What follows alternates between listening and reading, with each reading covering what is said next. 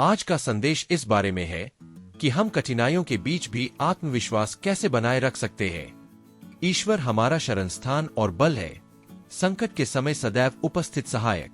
भजन संहिता 46:1। अडिग विश्वास रखो और पूरी तरह ईश्वर पर भरोसा करो, क्योंकि यही तुम्हें रोकने वाली हर रुकावट को गिरा देगा। क्या आपने कभी गौर किया है कि विश्वास और दृढ़ता हमेशा एक साथ चलते हैं? विश्वास का मतलब सिर्फ यह नहीं कि सब कुछ ठीक हो जाएगा, बल्कि यह समझना है कि कई बार हमारे रास्ते में आने वाली बाधाएं ही हमें आगे बढ़ने का जरिया बनती है, जैसे छुपे हुए उछाल पट्टी हो। सच तो यह है कि कोई भी कठिन दिनों से अछूता नहीं है। हम सभी ऐसे समय से गुजरते हैं जब हालात हमारे खिलाफ लगते हैं, लेकिन वहीं पर विश्वास सामने आता है। यह हमें याद दिलाता है कि ईश्वर अराजकता को भी सीख में बदल सकते हैं और दर्द को उद्देश्य में। क्या आपको दाऊद की कहानी याद है? अगर उसके सामने वह विशालकाय न होता, तो वह खुद और दुनिया को कभी यह न दिखा पाता कि वह ईश्वर के हृदय के अनुसार व्यक्ति था। और आपके साथ भी ऐसा ही हो सकता है। जो जायंट आज आपके सामने खड़ा है, हो सकता है वही आपकी सबसे अनमोल बातें उजागर करने वाला हो। विश्वास रखो, ईश्वर कभी विफल नहीं होते, और सिर्फ यही बात हमें आशा रखने के लिए पर्याप्त है। चाहे हम किसी भी संघर्ष में क्यों न हो, घाटी में ही तो उसकी महिमा सबसे अधिक चमकती है।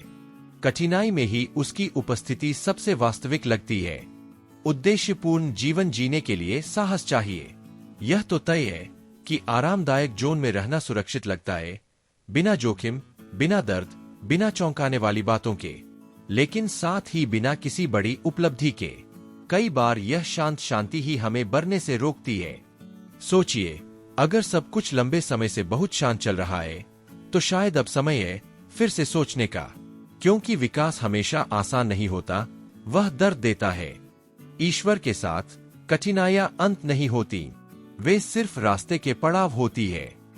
वह आपके आगे चलता है, ऐसे दरवाजे खोलता है जिनके बारे में आपने कभी सोचा भी नहीं था। और जब सब कुछ शांत लगता है, तब भी वह पर्दे के पीछे काम कर रहा होता है।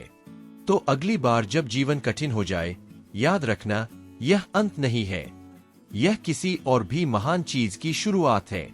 आगे बढ़ते रहो, आशीर्वाद तुम्हारी प्रतीक्षा कर रहे हैं। और अगर तुम्हें भक्तिपाठ पढ़ना पसंद है, तो वीडियो के विवरण में मैंने एक किताब की सिफारिश की है। यह एक बेस्ट सेलर है जिसने लाखों लोगों का जीवन बदल दिया है। अगर तुम्हें यह संदेश पसंद आया, तो चैनल को सब्सक्राइब करो। मैं प्रार्थना करता हूँ कि तुम ईश्वर में विजयी बनो और तुम्हारा विश्वास हर दिन नया होता जाए। बहुत धन्यवाद, और कल फिर मिलते हैं।